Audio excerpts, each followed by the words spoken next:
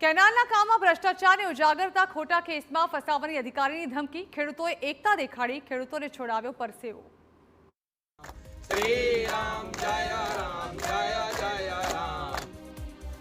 આ રામધૂન સાથે થતા વિરોધના દ્રશ્યો રાજકોટના ધોરાજી તાલુકામાંથી સામે આવ્યા છે, જ્યાં હળમતિયા ગામમાં થોડા સમય પહેલા કેનાલમાં રિપેરિંગનું કામ કરાયું હતું, પરંતુ આ કામ સરખી રીતે ન થયું હોવાનો ખેડૂતોનો દાવો છે।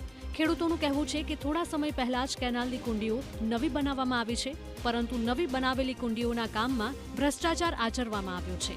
ત્યારે ફરીવાર કેનાલનું સમારકામ કરાવવામાં આવતા ખેડૂતોને પાણીની અછત સર્જાઈ છે। આ મામલે ખેડૂતોએ વિરોધ નોંધાવતા સિંચાઈ વિભાગના અધિકારીઓ દાદાગીરી કરતા નજરે પડ્યા અને ખેડૂતોને ખોટા કેસમાં ફસાવી દેવાની ધમકી પણ આપી હતી। એની મને એમ કીધું કે નકર તારી માથે ફોજદારીનો ગુનો બનશે, એના મારા ફોટા પડ્યા એટલે હું ગભરાઈ ગયો। ચાલી 50 ખેડૂત લઈ આવી અને જોયું તો કેનાલમાં ભ્રષ્ટાચાર છે અને અમે રામધૂન બોલાવી અને સરકારશ્રી કોન્ટ્રાક્ટરને પકડી અને અમારું જે કાંઈ છે ભ્રષ્ટાચાર છે એને રિપેરિંગ કરી અને અમને સારા માર્ગ બતાવે। હાલ ખેડૂતો પોતાના કુવા અને બોરમાંથી પાકને પાણી આપી રહ્યા છે, ત્યારે આ સમગ્ર મામલે સત્વરે કેનાલની કામગીરી પૂર્ણ થાય અને ખેડૂતો પર અધિકારીઓ ખોટું દબાણ ન કરે તેવી માંગ ઉઠી છે। હા, એમાં કાંઈ ધૂળ અને ઓકરાની રેતી બીજું કાંઈ વાપર્યું નથી।